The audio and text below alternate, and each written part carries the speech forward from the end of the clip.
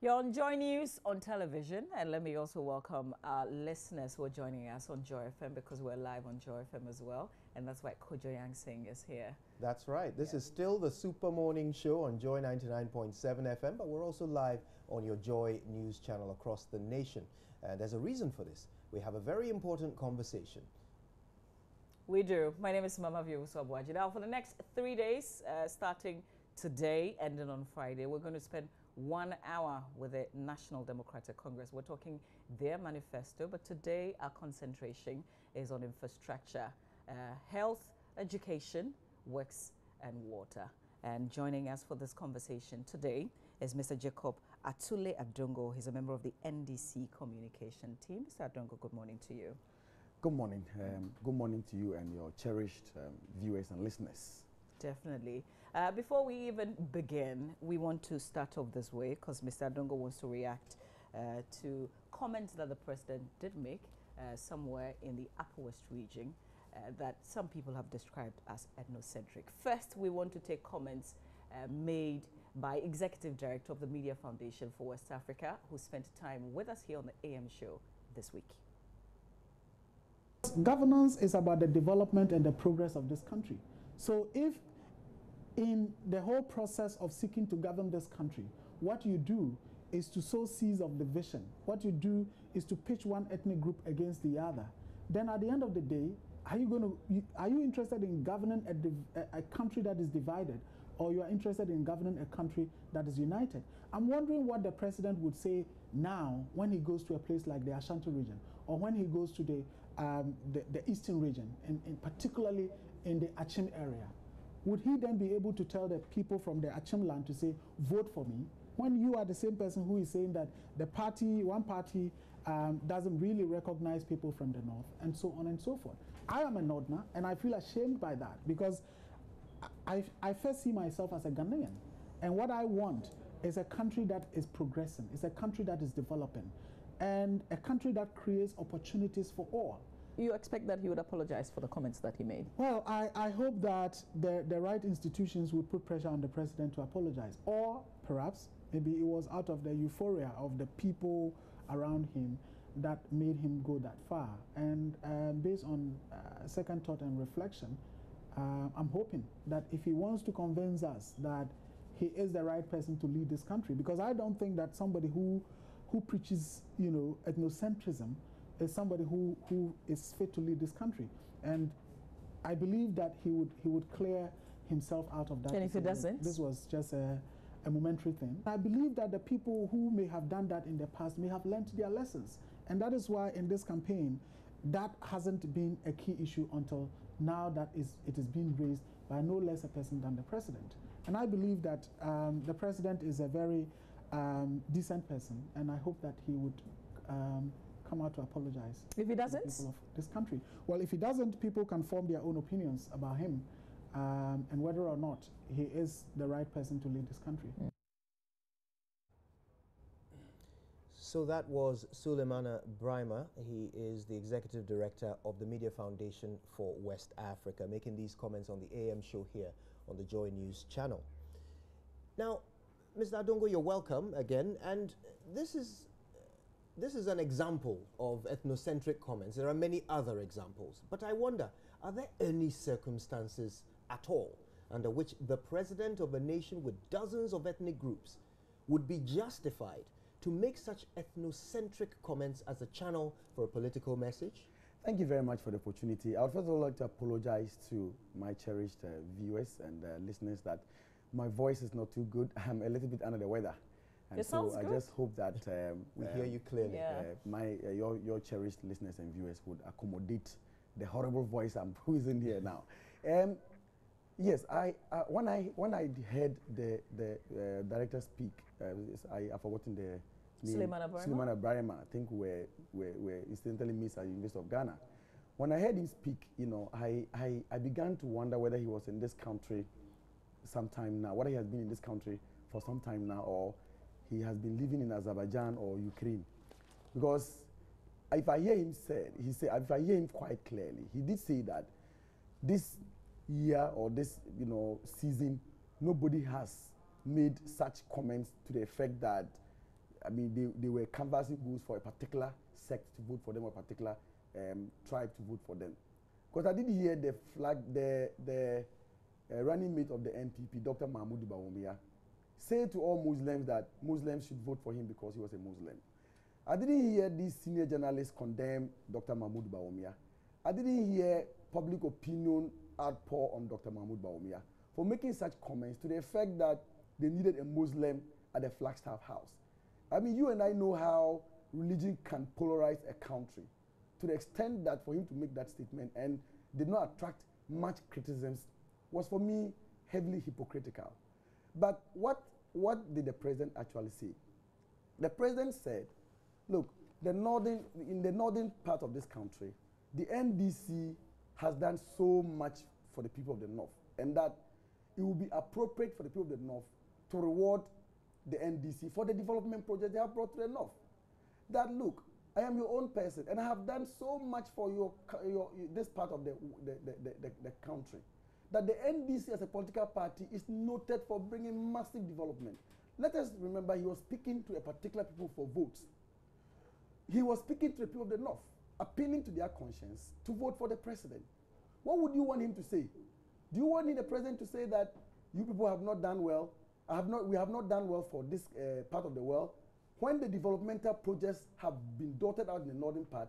So he was just telling them, look, as for you the northerners, you don't have a reason not to vote for the NDC, because we have developed your regions. The three northern regions have seen tremendous development, and I'll prove that as we proceed. But you see, I think that we should be able to distinct between preaching tribalism and then competence. I don't think that the president said, vote for me because I'm a northerner. I'm not too sure he said that. You just said that. You just said that the president was telling the people to vote for him because he's one of them. No, I didn't say that. He probably didn't listen to me. I said the president said they should vote for him because he has brought development to their doorsteps. So was there a need to mention that he was one of them? No, I'm saying that, saying that he was one of them, for me, what is the problem? I mean, we have heard Nana Adongo Akufo-Addo say Yen Akamfo. I'm sure you've heard that one as well. And did you agree with that? What was the comments? What did you agree? What did you say? What did senior journalists like yourself and other journalists make about what Nana Adongo Akufo-Addo said? At best, he was glorified. I mean, nobody saw anything wrong with it.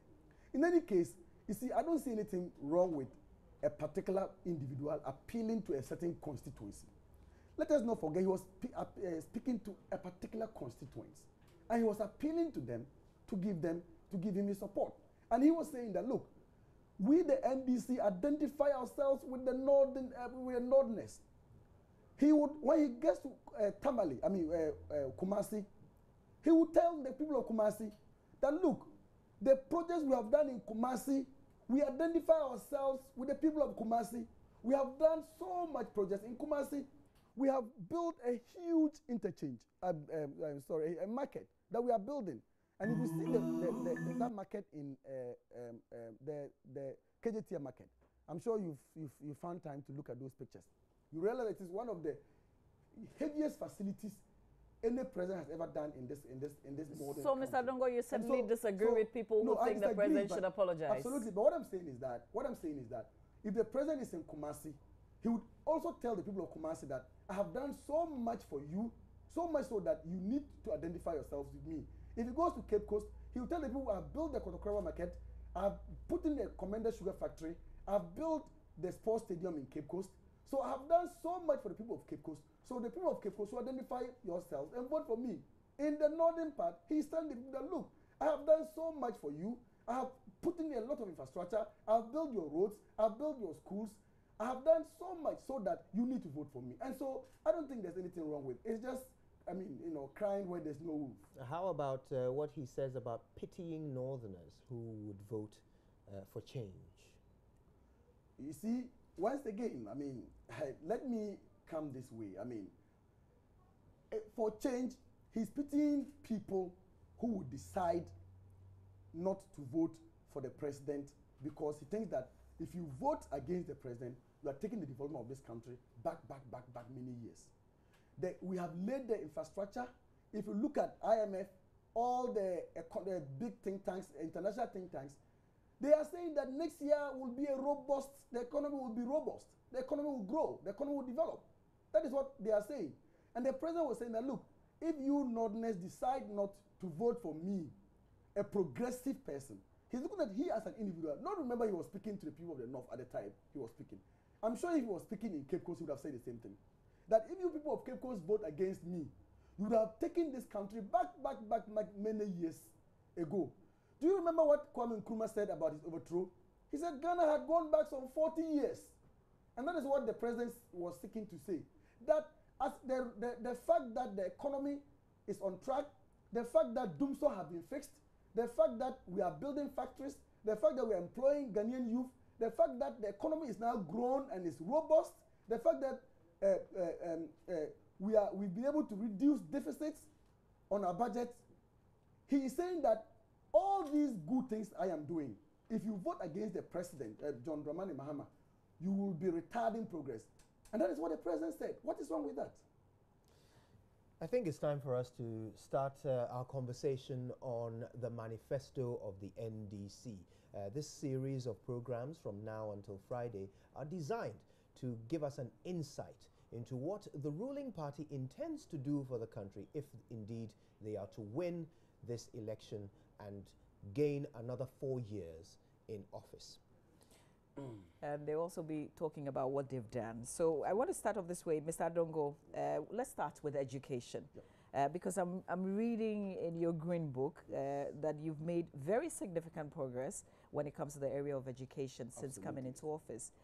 So let's take it by region. Let's help us identify the exact things that you've done in education. In education, I don't even know where to start because the evidence is very obvious. If you look at schools, we have dotted out kindergartens, primary schools, junior high schools, universities, technical universities, and all the institutions, training, vocational institutes. We've done so much so that the MPP do not want to even argue us on issues. And we will pin them on down for us to talk about issues. And so if you look at the NDC from 2008 and 2009, that is when the NPP was just leaving power, we had in overall all the education institutions, including junior high schools, including secondary schools, including kindergartens, there were about 45,447. As I speak to you today, we have more than 57,270 schools in total. Are you getting my idea? You're more than 50? Absolutely. 57,270 schools. Where would we find these schools? You'd find these schools all over the regions. You'd find these schools in, like I said, the NDC is the only political party that has a national appeal. We are a national character. We are not a political party that would want to develop one part of the country and leave the other. We develop everywhere. So these schools are being dotted all over the country. Now, when you look at this percentage, this number I've just mentioned, what it means is that we have increased, in total of all the schools, we have increased the schools by 11,823. And in percentage terms, this is 26%. So since Nkrumah, or since Gorgesburg, time, all the schools they were able to put up, lumped up to, like I said, some 45,447. But the able leadership of His Excellency John Dramani Mahama, within some 4 years, managed to build over 11,823 new education institutions. And for me, that is something we all must applaud. Now, when you live there and you go to you zero it down to the school by school, like breakdown. You break it down to kindergartens, primaries, junior high schools, and other institutions. You would get a fair idea of what I'm saying. Now, when you look at the number of kindergartens, since Gorgesburg time, you are listening to me very well. We had 16,439 up to 2008. 16,439 up to 2008. John Dramani Mahama and the NDC made sure that we increase this to 20,960. 20,960. In 4 years? Within 4 years in office. That is the hallmark. You see, the infrastructure development is so huge that no one is able to debate us on infrastructure. So the difference of that one is 4,521. That is just kindergartens. That is just kindergartens. So if you look at kindergartens only to ensure that our children get quality education from the very base. So that change is just 27%. Are we getting that quality education that you mentioned? Absolutely. The enrollment speaks for itself. Enrollment has sharply risen, and I'll come to that. Let me go to the primary schools that were in this country from MPP time. The MPP, including even the NDC first, we had much of the schools we even built. I should have given you statistics about the MPP only 8 years. But I'm adding all that for you to just get an impression of what we have done and what Yanum have done. The MPP primary schools, including Nkrumah time, Rawlings time, and everybody, schools were 17,881 primary schools. As I speak to you, from 2014, 2015, as I speak to you, the primary schools we have in Ghana are more than 21,309. The difference is 3,428. That has been done within 4 years. That is the NDC government. That is the magic. They don't understand this. This change in percentage is 19.17%. That is the increase in primary schools. Let's go to junior high schools. The MPP had, not the MPP. If I say MPP, I think I'll be misleading the good people of this country. The NDC, MPP, CPP, all those governments that have come before John Dramani Mahama assumed office. Junior high schools were 10,213. As I speak to you, we have more than 13,840, junior high schools. One of the communities that had benefited from the junior high schools is Natunia. That is my village, coincidentally.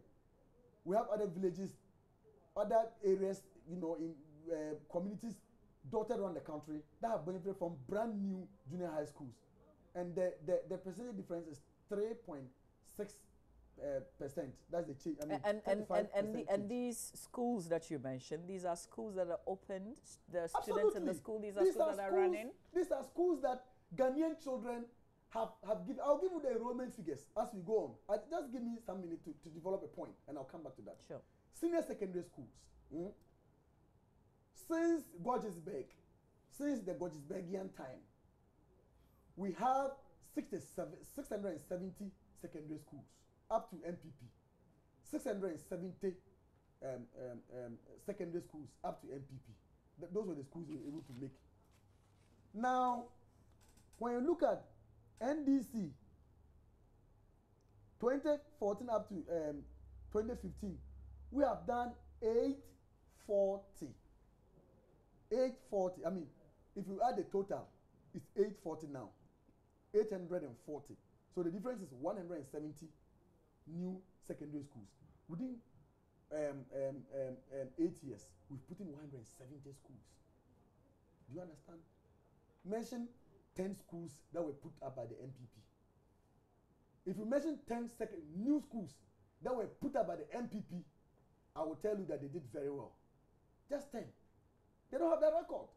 Education, they have lost it. They did nothing. What they sought to do was to do what we call model school development. What they sought to do was what we call unnecessarily padding schools 4-year education, which was absolutely unnecessary. Let me go to tertiary institutions. The MPP in tertiary institutions. Not only the MPP. Don't forget that the NDC is the only government to have put so many polytechnics, so many universities. The NDC up to Gorgesberg time up to 2009, universities or tertiary institutions were 110. as I speak to you, tertiary institutions have stopped at 135. The difference is 25. And that is a significant percentage point, about 22%. When you look at tertiary vocational education training, that is where the emphasis is now being drifted. The NDC government believe that we ought to stop this scholar education, where you take people to school and teach them only how to speak good English. The NDC government is diversifying. We want to move away from training or teaching people only how to speak good English. So the emphasis is now on tertiary, technical, vocational education training. We want to give people skills to be able to use what they have done. You don't have people going to University of Science and Technology as engineers and come out only knowing how to read and to define what an engine is, but how to actually fix an engine. How well are you doing in that regard? Absolutely. So how well are you doing? No, we are doing absolutely well. That is why the NDC government have converted all the polytechnics in Ghana into technical universities. We want to ensure that the polytechnics are positioned. We are in our next, if you look at our manifesto, we will pump huge sums of money into equipping our technical universities to become universities that will train people to come out as job owners and job creators, not job seekers or come out as unemployed. Mr. Adongo, Yes. permit me to challenge that for a moment. Most of those who criticize your educational agenda suggest that the impact of it doesn't match the amount of money that you are spending on it. We're just talking about developing people with technical skills. The oil and gas industry, kicked off under the NDC government. This industry cannot employ welders who have the requisite skill to work on our oil rigs, because the kind of training that we are giving to such vocations in Ghana are not suitable for the international market. Fantastic point. You've made that absolute point. That is why we are diversifying. That is why we are not allowing the polytechnics to become polytechnics again and then go and learn, as I was telling you, engineering, and they go and learn how to define what an engine is without going into the part of an engineer. But it's been 8 years, Mr. Adongo. Why are you now diversifying? I mean, 8 years we have not been sitting. The paperwork has been laid. We are building infrastructure. 8 years before of you paperwork? take off, before you take off, you need to put in the infrastructure. You need to, get equipment. We don't just want to pay lip service. Do you remember John Dramani Mahama said he was going to fix the energy crisis, and indeed he has fixed it. That is the government. When we talk, we do. We are saying that. So what have you been doing for the 8 years? What paperwork have you been doing for 8 years? We've been, as I talked to you, we have been building infrastructure. Have you gone to the polytechnics of late? Have you checked the kind of infrastructure we are putting up in those facilities? We want to put workshops. We have started building workshops at various polytechnics to turn them to universities. We are building these workshops to ensure that the good youth of this country get access to be trained there. You can't just go and start and put people into cubicles and start training them. We don't train such skilled people in the classrooms or something. You must build workshops, and that's what we have been doing to ensure that we build workshops, ensure that we equip the NVTI, National Vocational Training Institute, equip it. As I speak to you, the National Youth Employment Agency has collaborated with NVTI, have given them funding, and have equipped them to train 5,000 young people. These people will come out not being on our payroll as beneficiaries, but will come out as employers, will come out as people that will be giving jobs to themselves and other people. They will be employing a whole lot of people. And so, if you ask me what we have been doing, we have been working very hard to build these workshops. Go to tech. Go and see the kind of workshops we have put in there. Go to the various polytechnics. From here, we can take a ride and around the various polytechnics in Ghana. Then you do a count, do a video count of the workshops we have done. Then you get to come into appreciation that the NDC government is really flying. Now, like I said, the technical vocational education training, they were about 134 before MPP were booted out in office for non-performance. As I speak to you, we have 186. The difference is 52. So we've added 52 new technical institutes that will train our people. And you see, initially when you go to these technical institutes, you find it laughable. You would go to the technical institute and you see the people doing diploma in business studies, doing other humanities, courses that are absolutely irrelevant to a job market. What the NDC is doing is that the NDC have formed a technical committee that have looked into all these issues, that have looked into the abilities of the technical training institutes, and have recommended change of syllabus to meet the trending trends. When you go to Bolga, you don't go to Bolga and begin teaching the people how to weave kente, when kente weaving is not marketable in Bolga. You have to teach the people how to weave baskets, how to weave smocks, because that is the vocation. So we are retooling the vocational training institutes to make them employable. And that is why we are a youth-centered government. Now, let me go there and look at the enrollment trends, as I've told you. All these policies the NDC government have done have effects, positive effects, because they have increased enrollments from kindergarten to primary to JHS through to the university. There have been significant strides in enrollment, and I'm going to just prove that within five minutes. Now, in enrollments at the pre-tertiary, when the NPP were in power, from then NDC, all NDC, NPP, Kufuor, Rawlings, and all that, the pre-tertiary enrollment was 6,884,292. You get it? 6,844,292. As I speak to you, the enrollment, as a result of prudent management, as a result of putting in infrastructure, as a result of building schools, as a result of improving the living conditions of teachers, as a result of providing infrastructure, the enrollment has shot up to 8,578,047. That is significant. The difference is that we have added 1,693,755 new students to the enrollment. That is the NDC government for you. You remember we had this issue of children not going to school here and there, and you know, at pre-tertiary, that is where, I mean, tertiary, there was, I mean, primary, that is where, I mean, sorry, pre-tertiary, that is where we need to grow the students' skills. That's where we need to give the students the relevance and basic education.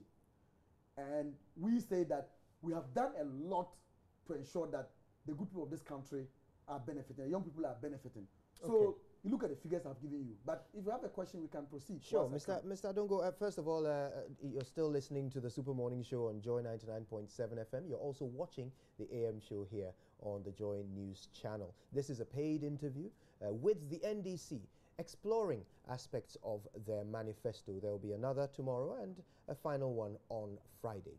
Today, our guest is Mr. Adongo. He's talking us through aspects of the educational agenda of the NDC. Now, you've talked a lot about the infrastructure. You're now talking about the impact of it and suggesting that it has increased enrollment figures. There have been other criticisms of your approach to education, and indeed many of the other sectors. Building infrastructure, spending a lot of money, putting up structures when the existing ones remain neglected. And when I say they remain neglected, I'm not just talking about the structures, I'm talking about the people.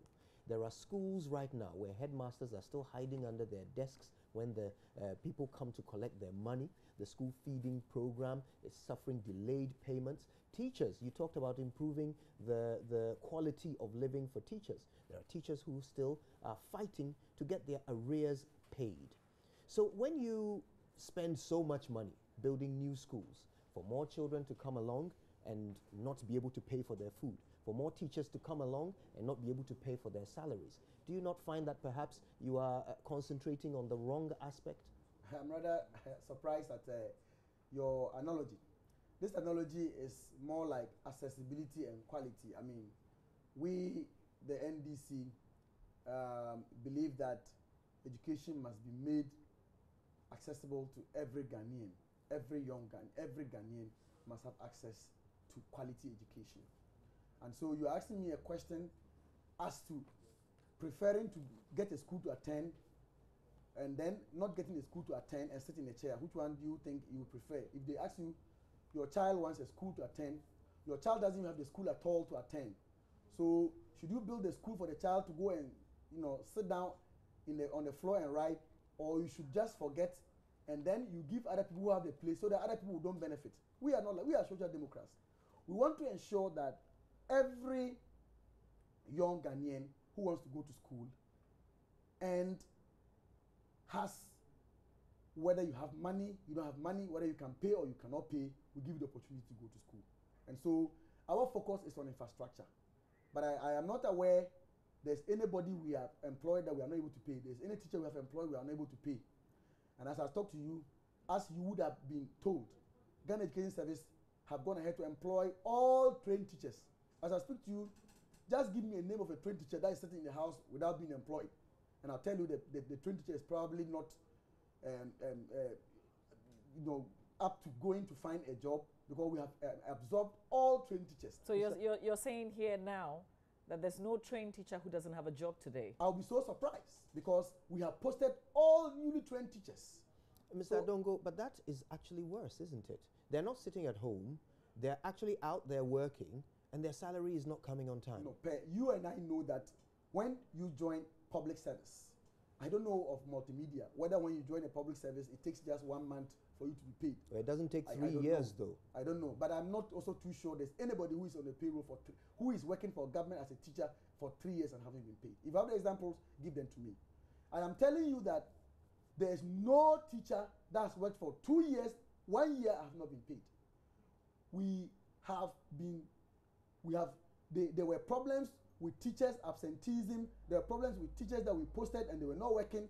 There were problems, there were a lot of dead ghost names on the teachers' payroll, and the Ghana Education Service decided to sanitize the system. Some teachers were affected, and as far as I know, that has been ratified.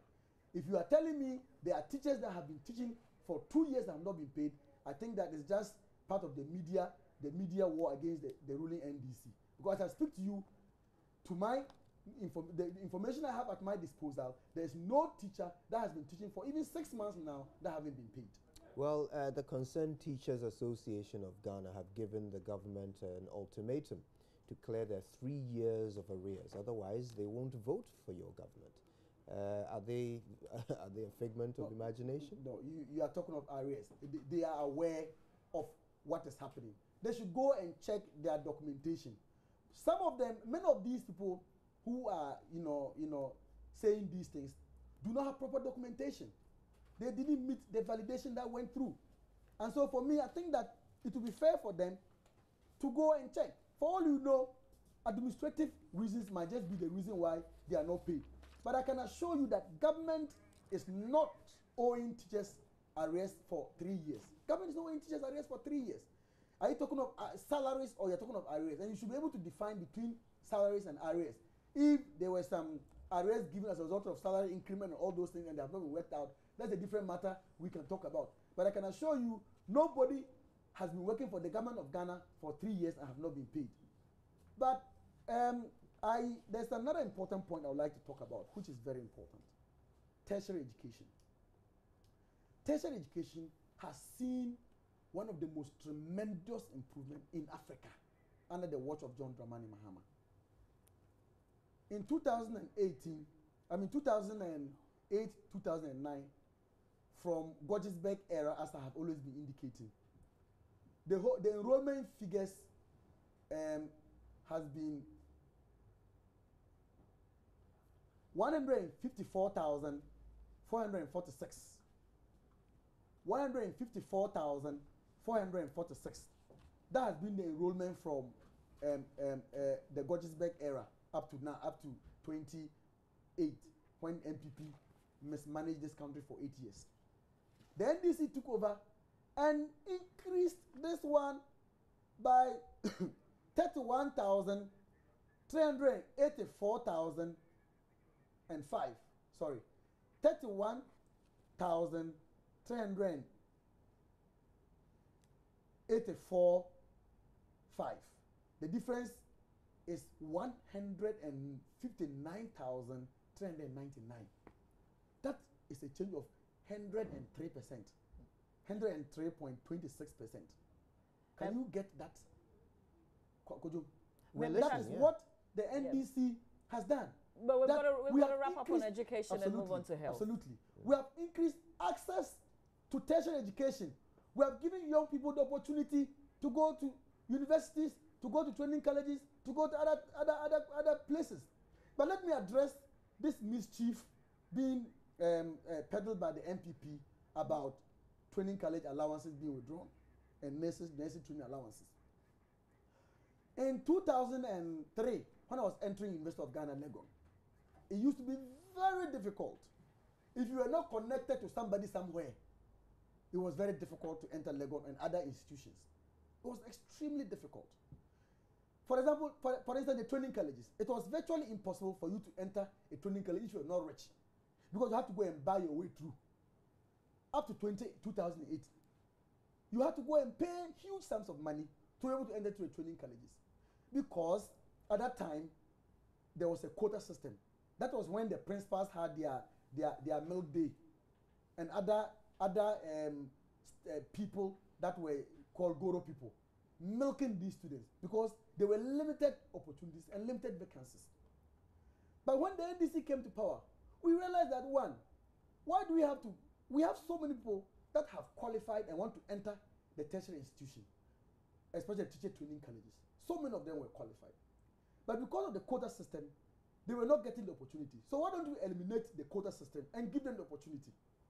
So we eliminated the quota system, and by eliminating the quota system, we needed to take away the allowance.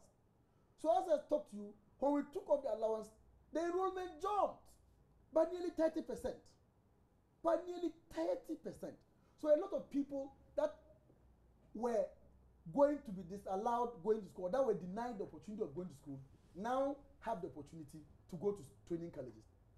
The other aspect is that when you go to Winneba, if you have people that are attending Winneba doing diploma, or you go to Legon and you're doing diploma in education, or you go to UCC and do diploma in education, you don't have access to anything called allowances. But you are getting the same certificate with the training college students. But when you come from a training college, you are automatically absorbed into a Ghana education system. You are automatically given a job. But when you come from a university doing a diploma, you don't even have a job. You are not assured of a job, and you don't have a job. So the argument is that why don't we bring the thing online? Why don't we put all of them on the same level so that those who are doing the same courses have the same opportunity to get the same certificate and come out and then teach? Because when you come and you are teaching and you get allowances, I come out, I don't even get to teach and I don't get allowance. It wasn't a fair deal. So we had to cancel it to make it a fair deal. But the other aspect is that we have given them the student loan. You can access the student loan in two categories. One category is block. They give you a fixed amount. The other category is that you go and ask for as and how much you want to be able to use to pay your fees.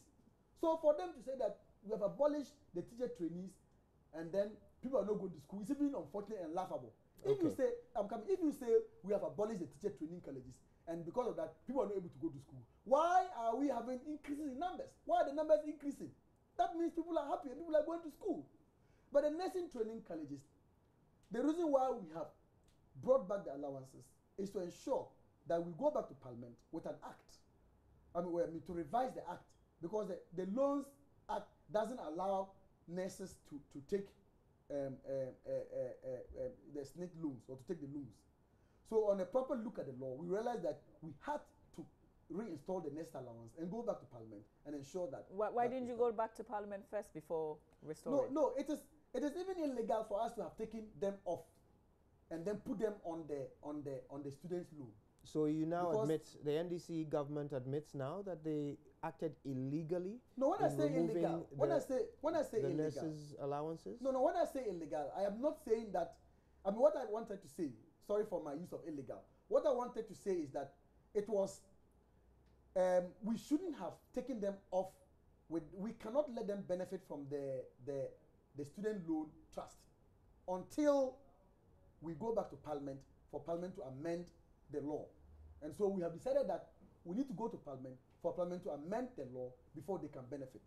Does that not make it illegal? It doesn't make it illegal. You took an action that you didn't have the legal backing to take. No. That's the definition of illegal. Giving the loans to Parliament, there's no law in Ghana, there's no law in Ghana that says that you should give students, nursing students, allowances. There's no law in Ghana that says that.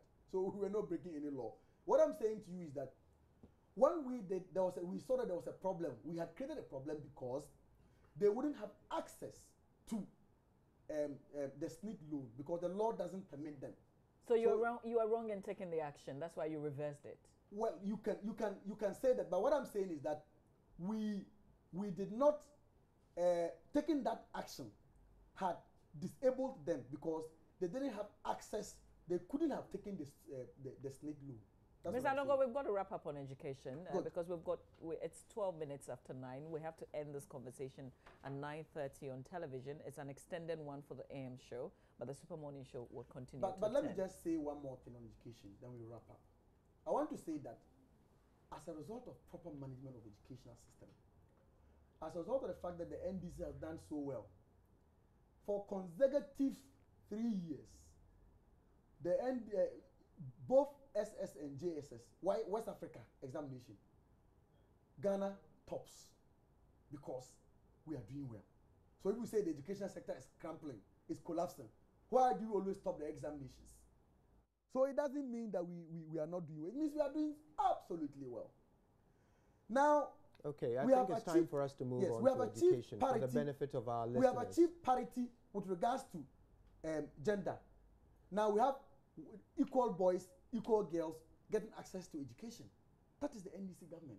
Okay. And we must be applauded for that. So let's talk about healthcare. Again, this is an area in which the NDC has chalked up large numbers in terms of investment in infrastructure. Again, the criticism from your opponents remains the same, that you're spending so much money to build new hospitals. These new hospitals will require staff, experts, specialists, people who we already have a shortage of in this country. Now, it's not only the experts we have a shortage of, equipment. We can go to hospitals today where you don't even have latex gloves. The Accra Psychiatric Hospital. Literally no equipment. They can't even pay for their supplies. Their nurses are being beaten up as a result of this. But you're spending money on big projects. Ridge Hospital, the teaching hospital at Legon. Money is being pumped into these to get them built within a short period of time when there are people dying. In this case, it's not just about increasing access, it's life and death. Do you again still think that your party has done the right thing, made the right choice of how to spend this money as people continue to die because they can't get oxygen in our hospitals? Then again, I have a problem when people argue the way you are seeking to argue because it is contrary the difference. The NDC government has spent a lot of money improving upon infrastructure in the health facilities. We do not only build, or we are not only building new facilities, but we have spent a lot of money improving upon previous facilities. Give us some examples, Mr. Adongo. For example, have you seen the Ridge Hospital? Isn't it the old facility? Have you pulled down the structures? Haven't we refurbished the Ridge Hospital? Haven't we refurbished the Kolebu Teaching Hospital? Are you not aware we have refurbished it? I mean, so it is unfortunate that people are making such argument. The Bolgatanga Regional Hospital, are we not refurbishing it to be a regional hospital that will take care of people's lives? Have you increased the number of oxygen machines, respirators? The number absolutely, absolutely. The number of dialysis machines. Absolutely, gloves. We have done that. I'll be giving you an expenditure of what we have done in all those areas. But let me state that the NDC has pumped in more than $2 billion in the health sector, more than any government has done. We have pumped in about $2 billion in the health sector. Go to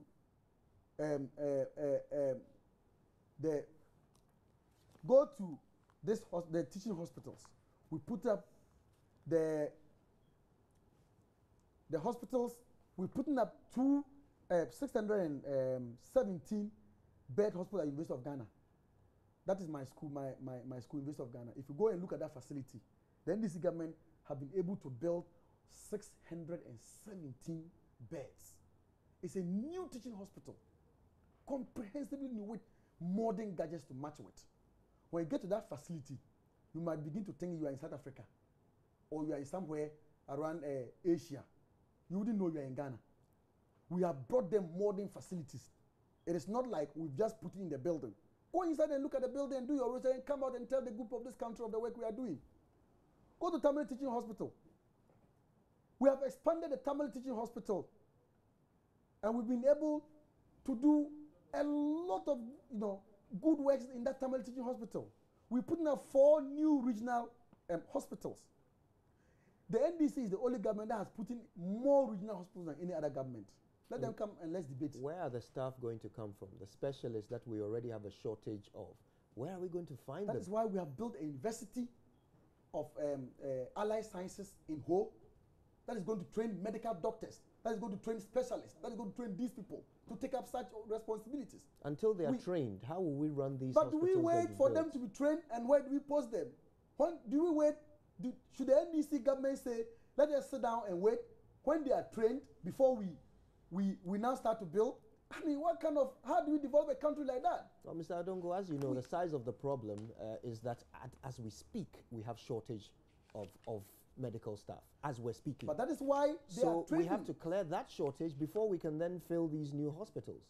No, I mean, but you just told me that there are nurses that are roaming around unemployed. No, I didn't say that. You didn't say that. I hope you won't say that. I said there are teachers who haven't been paid. Okay, I hope you won't say that there are nurses that have not been employed. Because if you are saying, what I'm trying to tell you is that we have staffs we needed to build to pick the people. As I speak to you, the Ministry of Health have given clearance for us to pick about 8,000 nurses that are going to occupy these hospitals, these facilities, these clinics, these CHIPS compounds that we have dotted. The Ministry of Health have given clearance. And before the year ends, we are going to engage these people to start working as nurses. That's what I'm saying. So what I'm saying is that if you look at the regional hospitals that I'm talking about, the regional hospitals that we are putting up includes the 420-bed Rich Hospital. Have you gone there of late, Kojo? The Rich Hospital is one of the most magnificent buildings in town. Just pass there and you would understand that it's a modern facility. 420. Where is the MPP's record? Let them come and let's debate the health one. We have done 160 bedroom in Upper West. 160 bedroom in Upper West. We have done over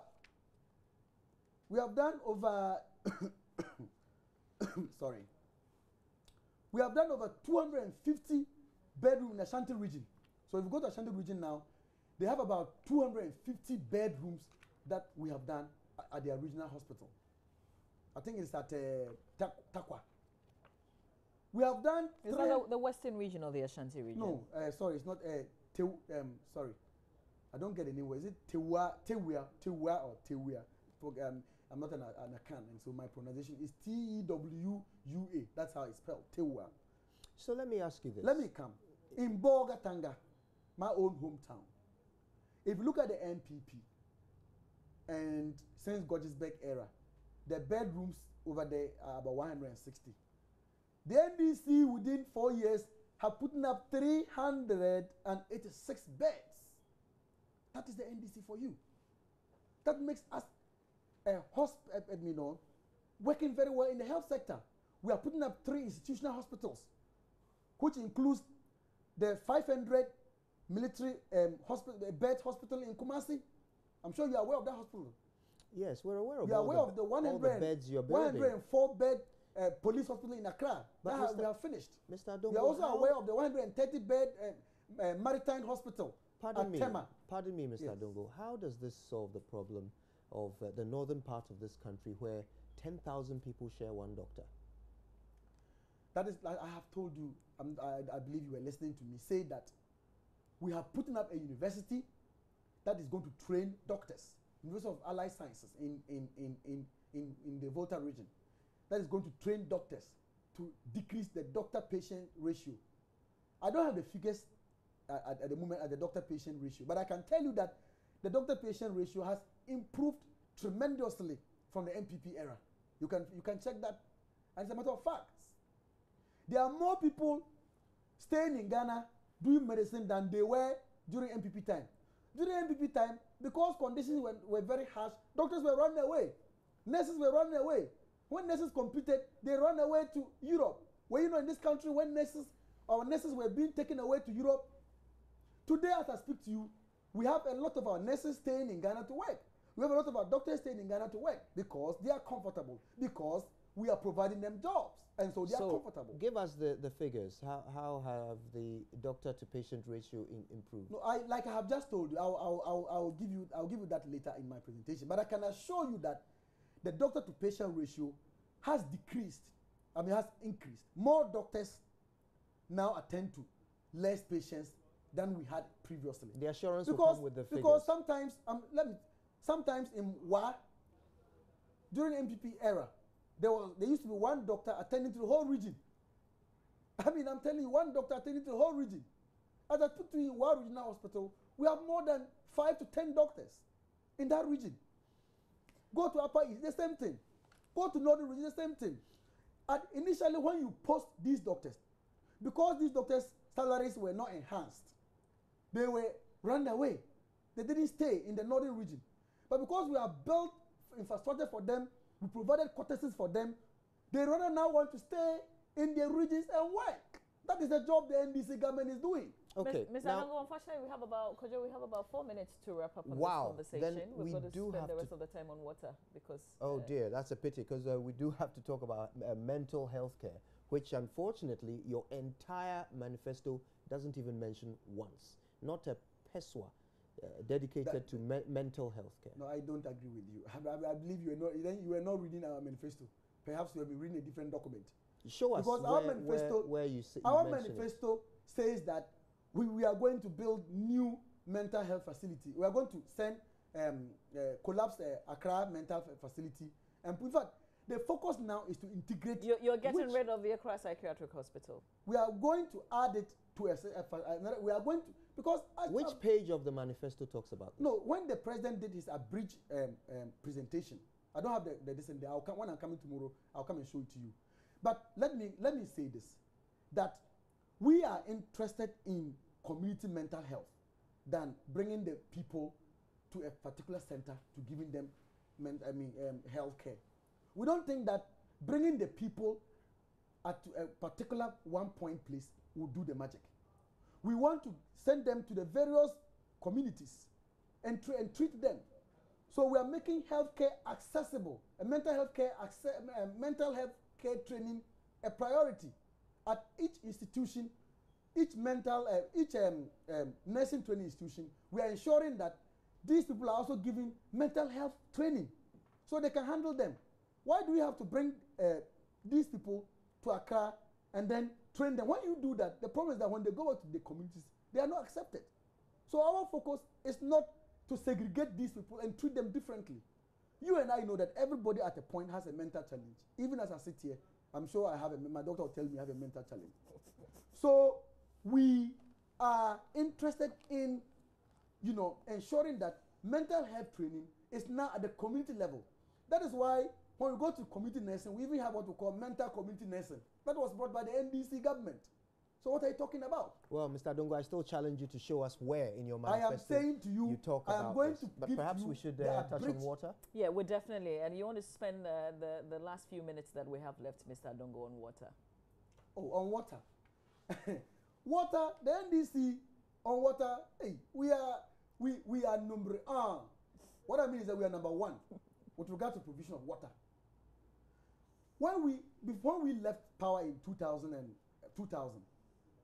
I think the water category was about 44. I think the MPP just moved it around 50 something. I'm not too sure of the 50 something. The NDC, as I talked to you, water coverage is 86%. Water coverage is 86%. So that what that means is that the NDC government has done absolutely well with regards to water supply. Doesn't that also mean that the NPP laid the foundation for this to be possible? Oh, I am not aware of any foundation being laid. They should come and tell us what particular foundation they laid, which particular project they did, and how they did it. They should come and tell us. If we are lying, they should come and tell us. Because I'm not too sure the NPP did anything with regards to water. What they did was to sell Ghana, to privatize a water company to a certain company. That what is that? I've forgotten the name of the company. I'm not too sure of the name of that company. That messed the system up. Well, I'm coming. You see, with regards to water, you remember Nana Adongo Akufo-Addo, the flag bearer of the MPP, has been an MP for nearly, I think, is it 12 years or so. Chebi had no water. Chebi had no water. He had to take the NDC government. Being a government that doesn't discriminate, wherever you come from, we give you the facility. Whether you are an NDC, whether you are an MPP, once you're a Ghanaian, we develop and it reaches you. We have provided water to Chebi. As I talked to you, the people of Chebi do not longer hold Kufuor yellow gallons to fetch water. Now, if you look at Teshi Nungwa and environs, we've used the sea to provide water to the people of Teshi, Accra Metro, and its environs. So there's no water problems there. Go to Adenta. It used to be a serious problem. Adenta, ask the people of Adenta what relief we have brought to them. So with regards to water, the NDC is number one. Go to Navrongo. There's this water project in Navrongo brought in by the Honorable Member of Parliament for Navrongo Central, Mark Owen Wayongo. So even in Navrongo, they call him, wherever Mark goes, water flows. Because he's able to put in 32 boreholes alone in Navrongo Central.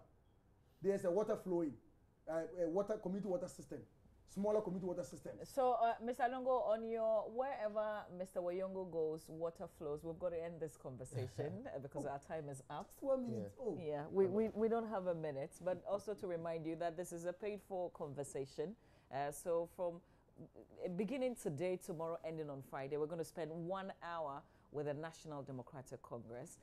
And this is live on the Super Morning Show on Joy FM, but it's an extended version of the AM show here on Joy News Television. My name is Mama Vioso Abwaje. That's right. There's more to come on the Super Morning Show on Joy 99.7 FM. Stay with us. And for our viewers on the Joy News channel, you know where to keep it. There's more coming up. Mr. Jacob Atuli Adongo, member of the NDC communications team, thank you for making time to be here on the show. All right. It's a bye-bye from us on television, and stay on the Super Morning Show.